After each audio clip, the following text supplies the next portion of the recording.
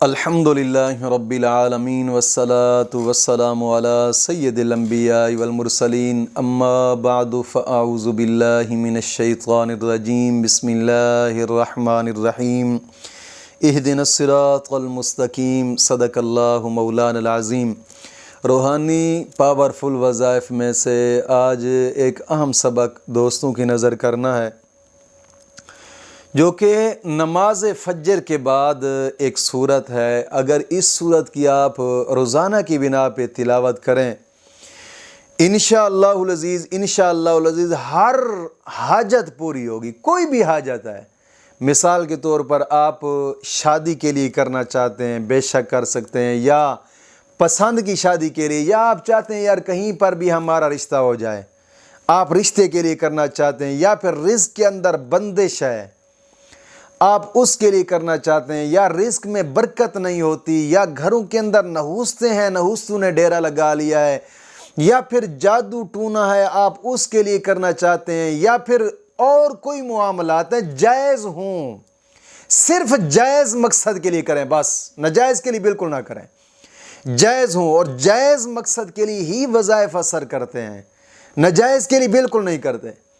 جائز مقصد کے لیے آپ کریں گے تو انشاءاللہ العزیز اللہ رب العزت کی بارگاہ میں پختہ امید ہے، جیسے آپ کرتے جائیں گے انشاءاللہ آپ کی حاجت حل ہوتی نظر آئے گی آپ کو انشاءاللہ العزیز۔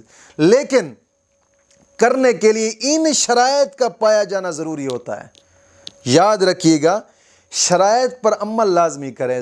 جب آپ شرائط پر عمل نہیں کریں گے تو رجت کا معاملہ بنے گا، اور یہ رجت کے مریض کافی ہیں جو ایسے ہمارے پاس الحمدللہ رابطہ بھی کرتے ہیں، آتے بھی ہیں۔ رجت ایک ایسی چیز ہے کہ جب ہو جائے تو پھر آپ کوئی بھی کام کریں گے آپ کا کام الٹ ہوگا، کوئی بھی کام کرتے ہیں کام الٹ ہوتا ہے۔ آپ جناب علی شادی کے لیے وظیفہ کرتے ہیں، کوئی اثر نہیں ہوتا، آپ رشتے کے لیے وظیفہ کرتے ہیں، کوئی اثر نہیں ہوتا، رزق کے لیے وظیفہ کرتے ہیں، کوئی اثر نہیں ہوتا، صرف رجت کا معاملہ ہوتا ہے۔ اللہ کی کلام کے اندر جو اثر ہے اس کا آپ اندازہ بھی نہیں کر سکتے۔ الحمدللہ رب العزت کا جو کلام ہے برحق ہے، اللہ رب العزت کی بارگاہ میں جب گڑ گڑا کر انسان اس کے کلام کو پڑھتا ہے تو مولا کریم حاجتیں پوری فرماتا ہے۔ اس وظیفہ کے لیے سب سے پہلی شرط یہ ہے کہ نماز کی پابندی کرنی ہے، لازمی۔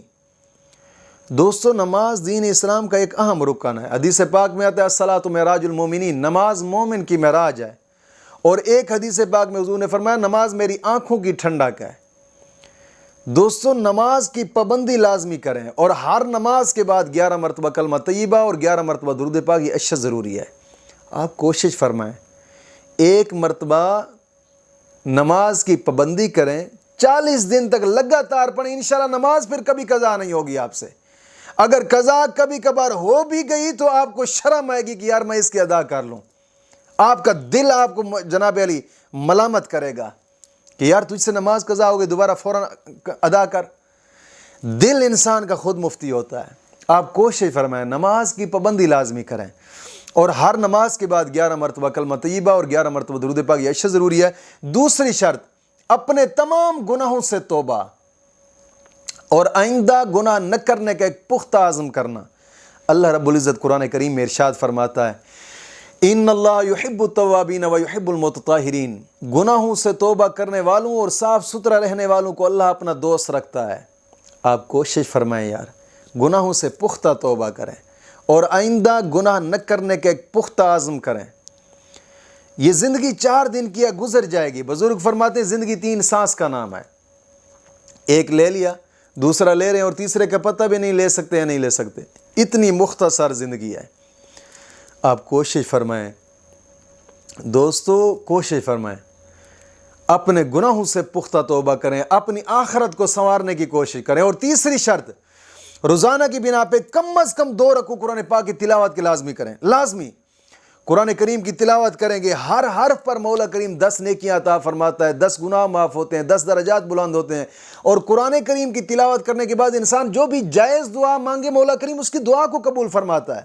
اور یہ بھی یاد رکھیں کہ صرف دنیا کا مقصد حاصل کرنے کے لیے یہ نیکی کے کام نہ کریں، مت دنیا کا مقصد حاصل کرنے کے لیے آپ نماز پڑھیں یار میرا فلاں کام ہو جائے، آپ قرآن پڑھیں یار میرا فلاں کام ہو جائے، آپ جناب رب کی بارگاہ میں گناہوں سے توبہ کریں میرا فلاں کام. جب آپ کو مایوسی ہوگی پھر آپ جناب دین کے راستے سے بھی ہٹ جاتے ہیں. صرف اللہ کو راضی کرنے کے لیے آپ یہ کام کریں.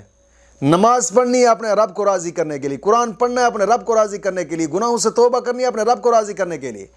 نیکی کے کام جو بھی کریں اپنے رب کو راضی کرنے کے لیے. پھر اس کے بعد آپ جو مرضی وظیفہ کریں گے انشاءاللہ پھر اس کا اثر دیکھیں گے آپ انشاءاللہ العزیز. تو یہ سورت مبارکہ نماز فجر کے بعد سورج نکلنے سے پہلے، کبھی کبھار ایسا ہوتا ہے کہ نماز قضا ہو جاتی ہے. اگر نماز قضا ہو گئی تو پھر سورج نکلنے کے 20 منٹ بعد آپ اس نماز کی ادائیگی کریں، یعنی 12 بجے سے پہلے اس نماز کی ادائیگی کر کے جو نماز قضا ہوئی ہے اس کو ادا کر کے پھر اس کے بعد آپ اس سورت کو پڑھ لیں. لیکن یہ روزانہ کا وتیرہ اس کو مت بنائیں کہ جناب لباس اجازت مل رہی ہے تو ایسے نہیں ہے. ہاں بوجہ مجبوری اگر نماز قضا ہو جاتی ہے تو اور بات ہے، ورنہ نماز فجر اپنے ٹائم پر ادا کرنی ہے. اور سورج نکلنے سے پہلے آپ نے اس سورت مبارکہ کو صرف ایک مرتبہ کرنا ہے، صرف ایک مرتبہ. اور وہ سورت کون سی ہے؟ سورت فتح. اِنَّا فَتَحْنَا لَكَ فَتْحًا مُبِينًا. روزانہ نماز فجر کے بعد صرف ایک مرتبہ پڑھیں. اول آخر درود پاک پڑھیں یا نہ پڑھیں، لیکن میں مشورہ دوں گا درود پاک ضرور پڑھیں. درود پاک ایک ایسی چیز ہے کہ مشکلات حل ہوتی ہیں اس سے. آپ نماز فجر کے بعد بے شک ایک مرتبہ بھی درود پاک پڑھ لیں، کوئی مسئلہ نہیں ہے. اس سورت مبارکہ کو روزانہ ایک مرتبہ کریں انشاءاللہ العزیز. انشاءاللہ العزیز آپ کی جو بھی حاجت ہے، کوئی بھی مشکل ہے، انشاءاللہ دنوں میں حل ہوگی انشاءاللہ العزیز. مولا کریم دین متین کی سمجھ عطا فرمائے.